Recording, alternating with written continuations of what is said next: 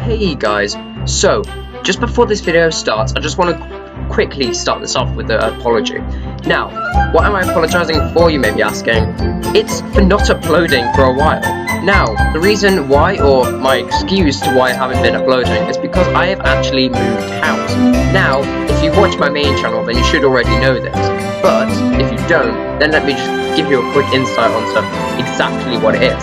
So, I have moved house from where I was living before to where I am currently living. Now, this new place where I'm living didn't have internet for the first week I was living here, so I was stuck with no way to do anything exactly apart from record videos. And I may be wondering, well, I could have just recorded videos then, maybe recorded 2 or 3, or maybe even 4, and then kicked the channel off again with maybe 3 or 4 different videos. Now, I could have done that, but the problem is with editing. Now, some videos, like most of them, I end up using pictures of Pokemon. Now, these pictures, I don't actually have them already on my computer. I have to get them from online. So, if I end up recording a video and I have to edit it and I have to use a picture of a Pokemon in the editing, but I don't have it, then I couldn't have been able to actually properly edit the video, which is why I didn't want to do it, because if I saved it, I've saved the video, I could have maybe forgot that I had to add that Pokemon into it, and then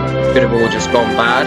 Then there would have been like 3 or 4 different slots in the top 10 or something, where there'd just be no pictures at all, and you guys would all be really confused. So that's why I didn't make any videos, and when I finally did get internet about a week ago, don't bring the song in, I actually ended up starting to watch videos from my subscription feed on YouTube that I hadn't been able to watch without internet, and in the time that I didn't have internet, I recorded videos for my main channel instead of recording videos for this channel because of the reason I just did. So that's why I didn't actually record any videos, and this is why this is the only video that's come out in like a week or 2 since the last one. So I apologize for it, but now let's get into this video. So here we are with part 2 of this series, with Dark-type Pokemon this time. If you haven't seen the first part of the series, then I highly recommend you check it out, because I explained a lot of important details for this series, so I'll leave a link to that video in the description below. Now, without further ado, let's get right into my list of my top 10 favourite Dark-type Pokemon. Number 10. Spiritomb. Spiritomb is an awesome Pokemon, especially in Gen 4 when it was released, because the combination of Ghost and Dark meant that Spiritomb had no weaknesses. Spiritomb also has great stats, and I think that its design is also great. Not to mention how creative Nintendo and Game Freak were when they made Spiritomb, as it is a cool Pokemon that you probably wouldn't expect, especially with typing.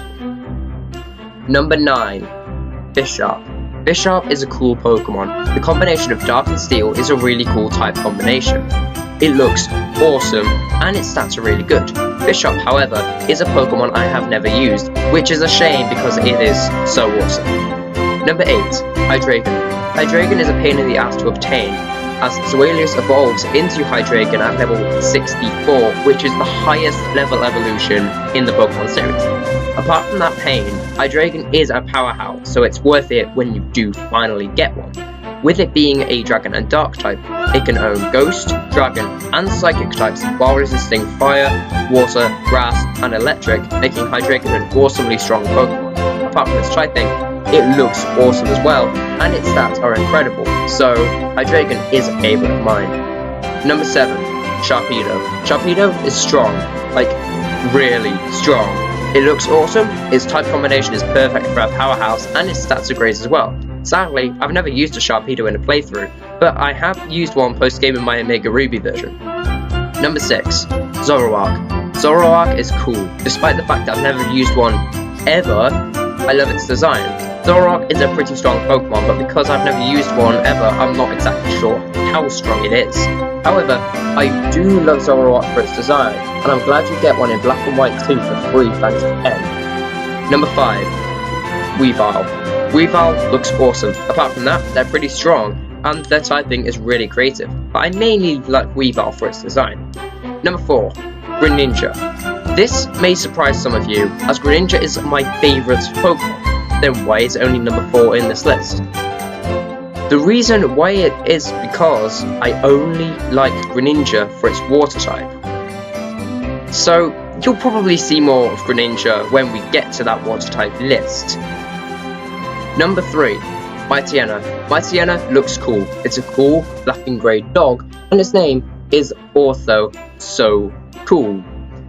So to begin with, Mightyena isn't even that strong, but with the right training, Mightyena can become really strong. But I do think it deserves something better, like a Mega Evolution or a Alolan form. That would be cool. Number 2, Absol. Absol looks awesome. It's strong, despite not evolving into anything, and its Mega Evolved form is stronger, and it looks even better. I never used an Absol in the playthrough, but I tried one in Omega Ruby when I was trying to figure out my ideal team for post-game. Although it didn't make the team, it was still really strong, although Gengar got the spots of Dark or Ghost. Number 1. Drumroll please.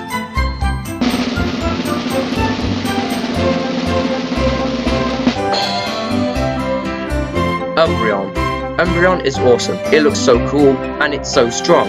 Umbreon may only be Dark type, but despite that, it can still own anything.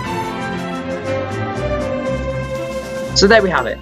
My top 10 favourite Dark-type Pokemon. Do you agree with my list? Let me know what your favourite Dark-type is in the comments below. But anyway, I hope you guys enjoyed this video, and if you had, you should hit that like button and subscribe button as it helps out the channel a lot. So that's it from me, so keep on capturing.